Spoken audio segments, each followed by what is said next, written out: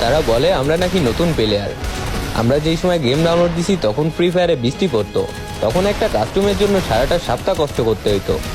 সেই কি তোমাদের মনে আছে পিকের ছাদের কথা, বা ফ্যাক্টরির সেই ফিস্ট ফাইটের কথা? এখন হয়তো বা এরা নতুন শুনতেছো তোমরা। হ্যাঁ, তোমরা নতুনই শুনবা, কারণ নতুন প্লেয়ার যারা আছো তাদের এই সম্পর্কে কোনো ধারণাই নাই। একটা সময় ছিল আমরা বিমা শক্তির ওই টাওয়ারের উপর র্যাঙ্ক পুশ করতাম, আর এখন দেখো র্যাঙ্ক পুশ নিয়ে কারোর মাথা ব্যথা নেই। সবাই প্রো প্লেয়ার, সবাই কাস্টমে চ্যালেঞ্জ দিয়ে দিতে পারে।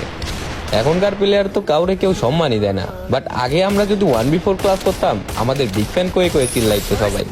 আর এখন দেখো 1v6 ইজিলি মারতে পারলেও সেই 1v6 এর মায়ের খায় বিগ ফ্যান করার মতো কেউ নাই।